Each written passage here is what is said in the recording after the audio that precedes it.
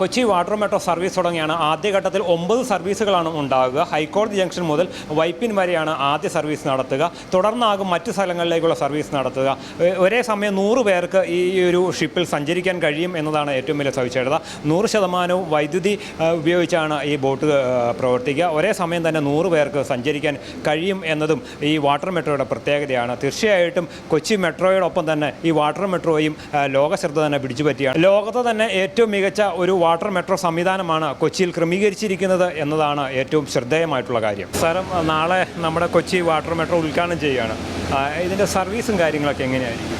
Kochi water metro ഇപ്പോൾ നമ്മൾ ഉദ്ദേശിക്കുന്നത് നമുക്കിപ്പോൾ 2 റൂട്ടിലാണ് നമ്മൾ സർവീസ് സ്റ്റാർട്ട് ചെയ്യുന്നത്. ആദ്യത്തേത് ഹൈക്കോർട്ട് മുതൽ വൈപ്പിൻ വരെയും, രണ്ടാമത്തത് അത് 26-നായിരിക്കും. നാളെ ഇനാഗുറേഷൻ മാത്രമാണ്. അത് കഴിഞ്ഞിട്ട് മറ്റന്നാൾ മുതലാണ് നമ്മൾ സർവീസ് സ്റ്റാർട്ട് ചെയ്യുന്നത്. അതായത് ആദ്യത്തെ ദിവസം നമ്മൾ ഹൈക്കോർട്ട് വൈപ്പിനും, രണ്ടാമത്തെ ദിവസം 27-ാം തീയതി നമ്മൾ വൈറ്റില കാക്കനാടുമായിട്ടായിരിക്കും പോകുന്നത്. അങ്ങനെയാണ് നമ്മളിപ്പോൾ പ്ലാൻ ചെയ്തിരിക്കുന്നത്. രാജ്യത്തെ ഒരുപക്ഷെ ആദ്യത്തെ വാട്ടർ മെട്രോ അല്ലേ? എന്താണ് ഇതിൻ്റെ ഒരു പ്രത്യേകത എന്ന് പറയുന്നത്? രാജ്യത്തെ തന്നെ ആദ്യത്തേതെന്ന് മാത്രമല്ല, ലോകത്തിലെ തന്നെ ഏറ്റവും ആദ്യത്തെ ഒരു ശൃംഖലയാണ് ഇത്. ഈ ഇലക്ട്രിക് ബോട്ടുകളുടെ ഇത്രയും നമ്പർ 78 ബോട്ടുകളുള്ള ഒരു ശൃംഖല എന്ന് പറയുന്നത് രാജ്യത്തെന്ന് മാത്രമല്ല ലോകത്തിലെ തന്നെ ആദ്യത്തെ ഒരു സംഭവമാണ്. അപ്പോൾ ഇന്ത്യയിലെ പല ആദ്യത്തേതായിട്ട് ഒത്തിരി കാര്യങ്ങൾ നമ്മൾ ചെയ്യുന്നുണ്ട്. ഉദാഹരണത്തിന് നമ്മുടെ ഇപ്പം ഇത് ഫ്ലോട്ടിംഗ് ജെട്ടി, അതായത് നമ്മൾ ഡിസേബിൾ ഫ്രണ്ട്ലി, പിന്നെ ഭിന്നശേഷിക്കാർക്ക് നമുക്ക് സുഗമമായിട്ട് ഒരു മോട്ടോർ പിടിപ്പിച്ച ഒരു വീൽ ചെയറിൽ ഒരാൾക്ക് കയറി വരണം എന്നുണ്ടെങ്കിൽ നമുക്ക് ഈ ഫ്ലോട്ടിംഗ് ജെട്ടികൾ വളരെ സഹായകമാണ്. കാരണം വെച്ചാൽ വെള്ളം വേലിയേറ്റവും വേലിയിറക്കവും അതുപോലെ വെള്ളപ്പൊക്കവും ഒക്കെ ഉണ്ടാകുമ്പോൾ അത് എപ്പോഴും ഒരേ ലെവലിൽ തന്നെ കിടക്കും. അപ്പോൾ ബോട്ടിൻ്റെ അതേ ലെവലിൽ തന്നെ ആയിരിക്കും ഇതും കിടക്കുന്നത്. അപ്പം ഇത് എപ്പോഴും നമുക്ക് ആ ഒരേ ലെവൽ മെയിൻറ്റെയിൻ ചെയ്യാനായിട്ടുള്ള അത്രയും സൗകര്യമായിട്ടുള്ള ബോട്ട് സർവീസ് വേറെ ഇല്ല. രണ്ടാമത്തത് നമ്മളെ പാസഞ്ചർ കൺട്രോൾ സിസ്റ്റം.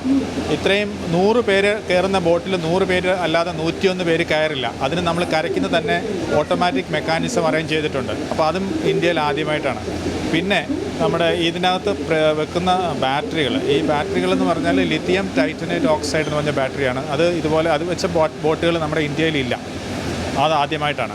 അപ്പോൾ അതിൻ്റെ ഒരു ഗുണം എന്താണെന്ന് വെച്ചാൽ നമുക്കതൊരു ബോട്ട് സർവീസ് തുടങ്ങിക്കഴിഞ്ഞാൽ നമുക്കത് ഒരു ചാർജ് ചെയ്യാനായിട്ട് 15 മിനിറ്റ് കൊണ്ട് നമുക്ക് ബോട്ട് ചാർജ് ചെയ്യാൻ പറ്റും. ആൾക്കാർ ജെട്ടിയിൽ വന്ന് അടുത്തിട്ട് ഇറങ്ങി കയറുന്ന സമയം കൊണ്ട് ബോട്ട് ചാർജ് ആകും. രണ്ടാമത്തത് ഒരു 7 മുതൽ 10 വർഷം വരെ ഇതിൻ്റെ ബാറ്ററികൾ നിലനിൽക്കും. അങ്ങനെയുള്ള ഗുണങ്ങളുണ്ട്. അത് ഒന്ന്. പിന്നെ ഇതിൻ്റെ ചാർജിങ് യൂണിറ്റ് എന്ന് പറയുന്നതും ഏറ്റവും വലിയ കപ്പാസിറ്റിയാണ്. അതായത് ഇന്ത്യയിൽ ഇത്രയും കപ്പാസിറ്റിയുള്ള ചാർജിങ് മെക്കാനിസം വേറെ ഇല്ല. അപ്പം അങ്ങനെ ഒത്തിരി പ്രത്യേകതകളുള്ള ഒരു സർവീസാണ്. പിന്നെ അത് അന്തരീക്ഷ മലിനീകരണം ഒട്ടുമില്ല. നമ്മൾ ഇതിനകത്തുനിന്ന് ഒരു ഡിസ്ചാർജും ഈ ബോട്ടിൽ നിന്ന് വരുന്നില്ല. ടോയ്ലറ്റുകളൊന്നുമില്ല. ജനറേറ്റർ ആണെങ്കിൽ ആവശ്യ സമയത്ത് മാത്രമേ പ്രവർത്തിപ്പിക്കുകയുള്ളൂ. അപ്പോൾ അതുകൊണ്ട് ഡീസലിൽ നിന്നുള്ളതൊന്നുമില്ല. പിന്നെ ഇത് ബോട്ടിൽ പോകുമ്പോൾ ഓളമൊന്നും അധികം ഉണ്ടാക്കുന്നില്ല. അങ്ങനെ ഒത്തിരി പ്രത്യേകതകളുള്ള ബോട്ടാണിത്.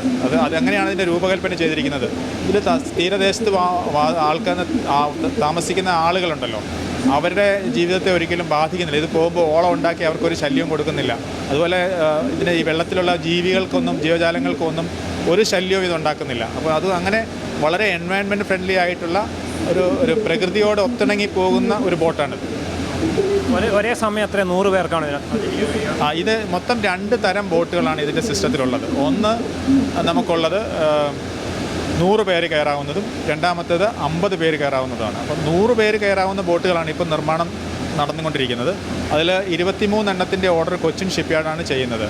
അതിൽ 9 ബോട്ടുകൾ നമുക്ക് കിട്ടിക്കഴിഞ്ഞു. ഇനിയും ബാക്കിയുള്ളത് കൊച്ചിൻ ഷിപ്പ്യാർഡിൽ നിന്ന് കിട്ടണം. ഇനി 50 ആൾക്കാർ കയറുന്ന ബോട്ടുകൾ നമുക്ക് 55 എണ്ണമാണുള്ളത്. അതിൽ 30 എണ്ണം നമ്മൾ ഓർഡർ ചെയ്യും. 25 എണ്ണം പബ്ലിക് പ്രൈവറ്റ് പാർട്ട്ണർഷിപ്പ് PPPയിൽ കിട്ടണം. അപ്പം നമ്മൾ ഓർഡർ ചെയ്യുന്നത് ഇനി 30 ബോട്ടും കൂടെ ഓർഡർ ചെയ്യുള്ളൂ. അതിൻ്റെ ടെൻഡറിങ് നടന്നുകൊണ്ടിരിക്കുകയാണ്. Okay, thank you. ഞങ്ങളോട് ടിക്കറ്റ് റേറ്റ് എങ്ങനെയാണ് പറയുന്നത്? ടിക്കറ്റ് റേറ്റ് ഇപ്പോൾ നമ്മൾ ഓടിക്കുന്നത് 20 രൂപയാണ് സർക്കാർ ഗവൺമെൻറ് ഓർഡർ പ്രകാരം പ്രഖ്യാപിച്ചിരിക്കുന്നത്. ഏറ്റവും മിനിമം, ഏറ്റവും കൂടുതൽ 40. അതിൻ്റെ അപ്പുറത്തേക്ക് കൂടത്തില്ല. അപ്പോൾ 20-നും 40-നും ഇടയ്ക്കായിരിക്കും ഇതിൻ്റെ ചാർജൊക്കെ. അല്ല, നമ്മുടെ റൂട്ടുകൾ 15 മൊത്തം ഉള്ളത്. അപ്പോൾ ഈ റൂട്ടിൻ്റെ ലെങ്ത് ലിമിറ്റഡ് ആണ്. മൊത്തം കറങ്ങുന്ന റൂട്ടുകളില്ല.